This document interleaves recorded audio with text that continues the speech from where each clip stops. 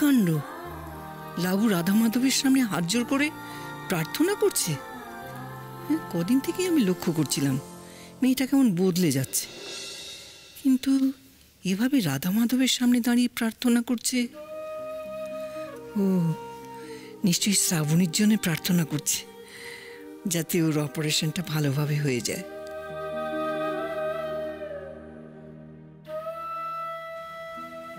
সোনাদিম্মা,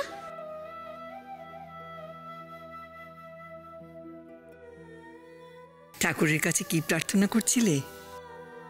প্রার্থনা করছিলাম যাতে শেষদের অপারেশনটা ভালোভাবে হয়ে যায়। খুব ভালো করেছো। ঠাকুরের কাছে সবাই মিলে প্রার্থনা করলে ঠাকুর নিশ্চয়ই শুনবেন। তোমাকে প্রার্থনা করতে দেখে আমার খুব ভালো লাগলো। আমি তো মিছরিকে দেখে নিজেকে একটু বদলাতে চাইছি। ওকে আমি ভুল বুঝে এসেছি, কিন্তু এখন আমি বুঝতে পারছি কতটা ভালো মেয়ে। কারোর অমঙ্গল চায় না, সবার ভালো চায়। ও ছোট্টবেলা থেকেই এরকম, জানো তো। রাস্তা থেকে যাকে তাকে সব বাড়িতে ধরে নিয়ে আসতো। একে টাকা দিয়ে দিচ্ছে, একে জামা কাপড় দিচ্ছে, যা হাতের কাছে পাচ্ছে তাই দিয়ে দিচ্ছে, এইরকম ছিল। ওর মনটা তো সোনায় বাঁধানো।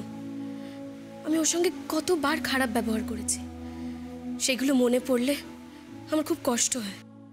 আমি ভাবি আমি কি ওর মতন ভালো হতে পারবো না? এ আবার কি কথা লাবু? তুমিও তো ভালো মেয়ে, পুরনো কথা মনে করে কষ্ট পেতে নেই।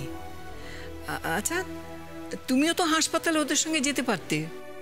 সবাই মিলে চলে গেলে আপনি একা একা থাকবেন কি করে, তাই আমি যাইনি। আমি যাই সোনাদিমা, ফোন করে দেখি শেষ দিকে অ্যাডমিট করতে পারলো কিনা। ঠিক আছে।